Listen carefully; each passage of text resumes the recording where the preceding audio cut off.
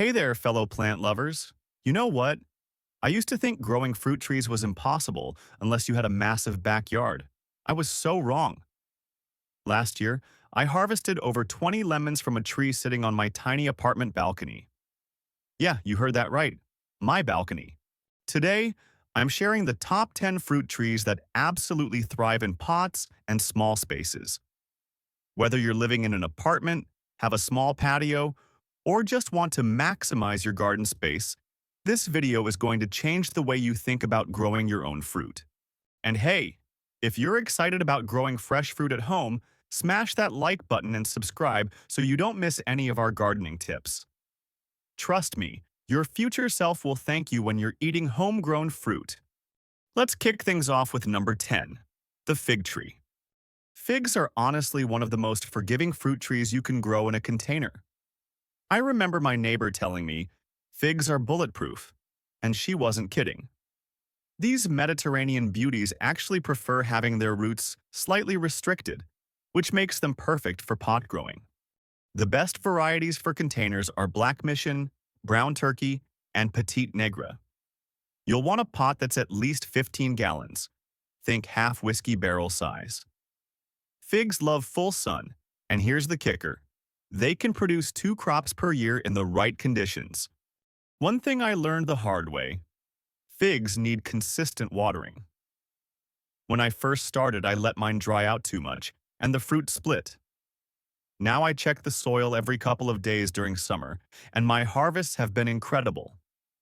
There's nothing quite like biting into a sun-warmed fig you grew yourself.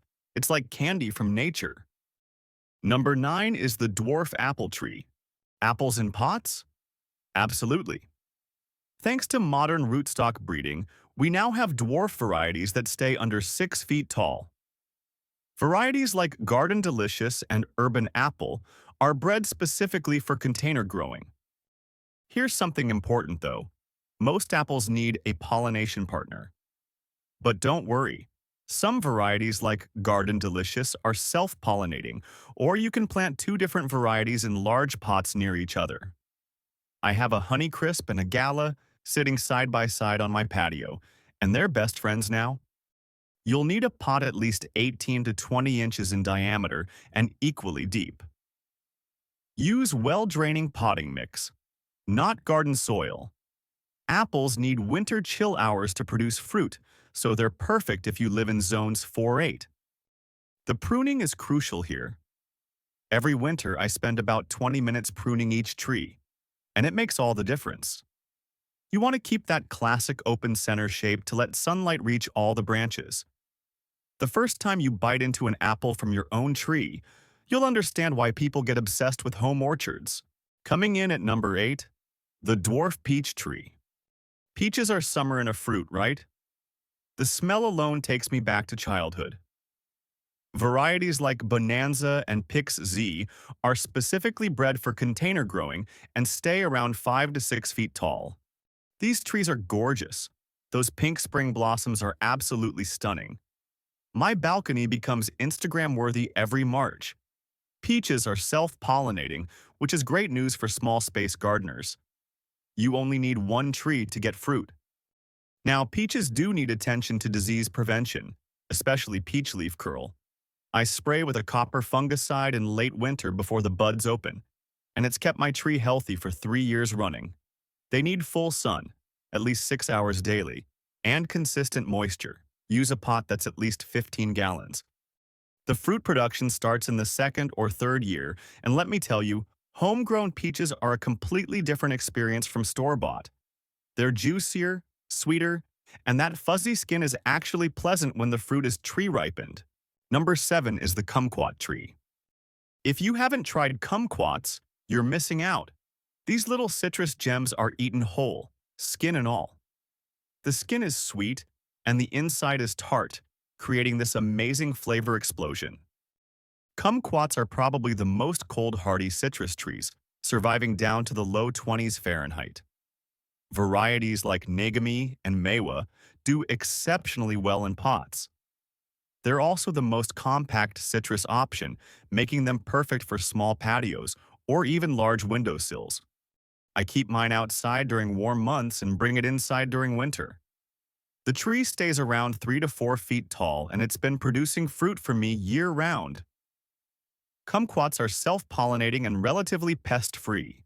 Use a citrus-specific potting mix and fertilize monthly during the growing season with a citrus fertilizer. These trees are also ornamental. The dark green leaves and bright orange fruits look stunning. When guests come over, everyone asks about my kumquat tree first. Halfway there. Number 6 is the dwarf cherry tree. There's something magical about cherries, isn't there? The good news is that dwarf sweet cherries like Stella and compact Stella are self-fertile and grow beautifully in containers. Cherries need a larger pot. Think 20 gallons minimum. They also need winter chill hours, so they're best in zones 5 to 9. The spring blossoms are absolutely breathtaking, and then comes the fruit. One challenge with cherries is bird protection. Birds love cherries as much as we do. I drape bird netting over my tree once the fruit starts ripening.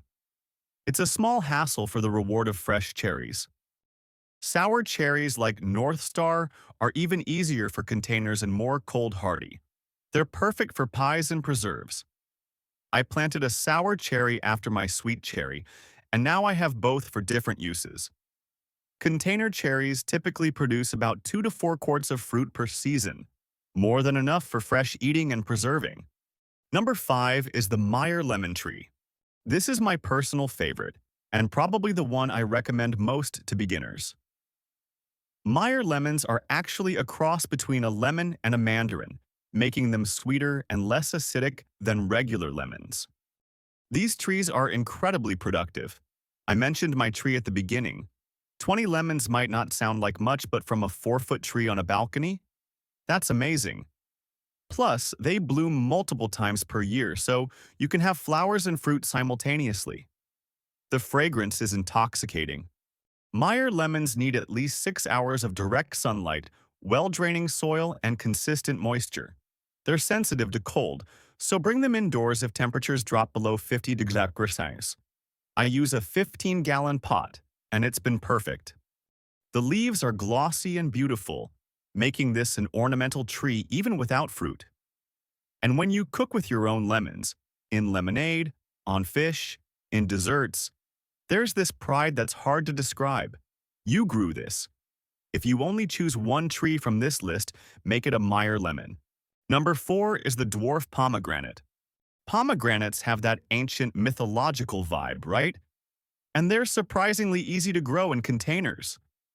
Varieties like Nana stay compact at around 3 feet and are purely ornamental, while State Fair produces full-sized edible fruit and stays around 4 to 6 feet. Pomegranates are drought-tolerant once established, making them low maintenance. They love heat and full sun. The orange-red flowers are stunning, and the fruit development is fascinating to watch. These trees are also long-lived. Your potted pomegranate can produce fruit for decades with proper care. They're self-pollinating and relatively pest-free. I planted mine 2 years ago, and this year I got my first full harvest of 7 pomegranates. Opening them and seeing those jewel-like arils is so satisfying. The top 3. Number 3 is the dwarf banana plant. Okay, technically bananas aren't trees, they're herbaceous plants, but let's not get botanical here. Dwarf varieties like dwarf Cavendish and super dwarf Cavendish produce actual edible bananas and stay around 4 to 6 feet tall. Bananas are tropical, so they need warmth, humidity, and lots of water. If you're in a cooler climate, you'll need to bring them indoors during winter. But here's what's cool. They grow incredibly fast. You can go from planting to harvesting in about 2 years. The large dramatic leaves create a tropical feel instantly. I have one by my pool area, and it's like having a vacation spot at home. Each plant produces one bunch of bananas, then sends up new shoots called pups that become your next producing plants. Use a large pot, at least 15 to 20 gallons, with excellent drainage. Fertilize heavily during the growing season because these are hungry plants. The fruit ripens yellow, and the taste is sweeter and creamier than store-bought bananas. Plus, telling people you grew your own bananas never gets old. Number 2 is the dwarf blueberry bush. Blueberries are a superfood, and growing them in containers is surprisingly straightforward. Varieties like Top Hat and Jelly Bean are specifically bred for pots and stay under 2 feet tall. The secret with blueberries is acidic soil. They need a pH between 4.5 and 5.5. I use Azalea Camellia potting mix, and it works perfectly. You'll need at least a 5-gallon pot per plant, and here's a tip. Plant 2 different varieties for better cross-pollination and bigger harvests. Blueberries have beautiful white flowers in spring, delicious fruit in summer, and stunning red foliage in fall. They're ornamental across 3 seasons. The plants are also long-lived and cold-hardy, surviving winters down to Zone 3 for some varieties. Fresh blueberries are expensive at the store, so growing your own makes economic sense. One mature plant in a container can produce 2 to 4 pints of berries. I harvest mine gradually over several weeks, and there's something meditative about picking sun-warmed blueberries on a quiet morning. And finally, number 1, the dwarf olive tree. Olives in a pot? Yes, and they're easier than you might think. Varieties like Arbequina and Koroniki are self-pollinating and naturally compact, staying around 4 to 6 feet in containers. Olives are drought-tolerant, pest-resistant, and incredibly low maintenance once established. They're Mediterranean plants that love sun and heat, but are surprisingly cold-hardy, surviving down to the teens Fahrenheit. The silvery green foliage is beautiful year-round, making these stunning ornamental trees even without the fruit. But the fruit? Fresh olives need curing before eating, which is a fun project.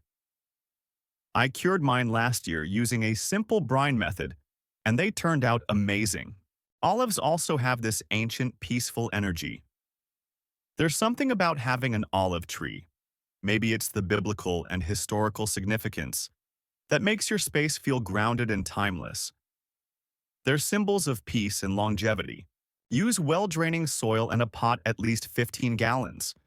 These trees can live for centuries, and while your container olive won't become a millennial giant, it can be a treasured plant that lasts decades. Mine is 3 years old, and I already consider it an heirloom I'll pass down. So there you have it. 10 incredible fruit trees that prove you don't need a massive yard to grow your own food. From my Meyer lemon tree to the peaceful olive, each of these has brought me so much joy. Here's the thing about container fruit trees. They're not just about the harvest. Yes, the fruit is amazing, but it's also about the journey. It's about checking your trees each morning with your coffee. It's about watching pollinators visit your blossoms. It's about that connection to your food and to the natural cycles of growth. If you're just starting out, my advice is simple. Choose one tree that excites you most. Give it the right pot size, good quality potting mix, appropriate sunlight, and consistent care. Don't overthink it. Start somewhere. I started with just that one Meyer lemon tree 3 years ago. Now I have 6 different container fruit trees, and my small patio has become this productive little orchard. If I can do it, trust me, you can too. Before you go, I want to hear from you.